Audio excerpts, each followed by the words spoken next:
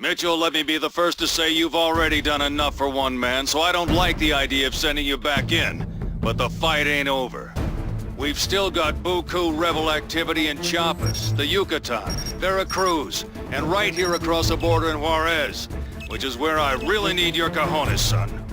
The rebels have kept the U.S., Mexico, and Canada from signing the North American Joint Security Agreement, and now Congress is getting cold feet about us putting down this insurgency. So I do not know where you're going or what you're doing.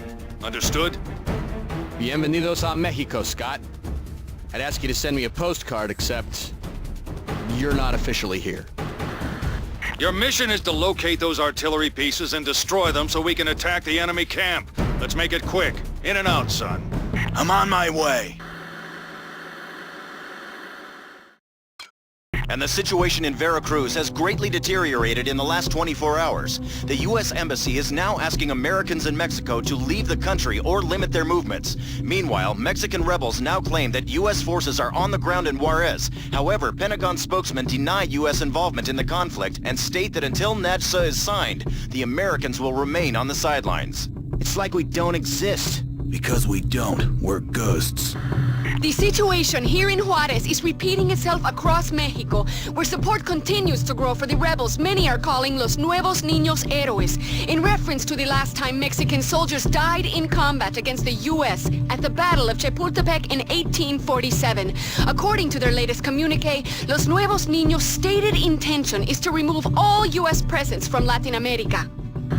You've got a brand new counter-snipe, Captain, and it kicks some serious butt. Should be just the thing to secure the camp entrance. Good hunting, Scott. Great work, Mitchell. You're halfway to Juarez. Leave the mopping up to the Mexican loyals. Mitchell, remember the bridge you helped us to mine? Check this out.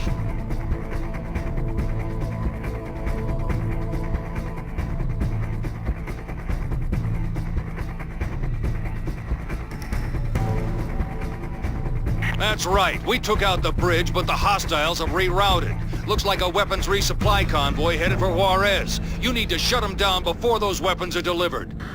Black Hawk 5 is now at the extraction point. Let's move, Scott. We gotta tag that convoy.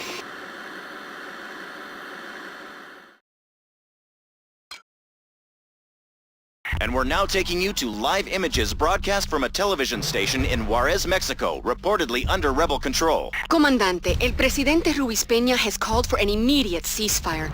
What are your thoughts?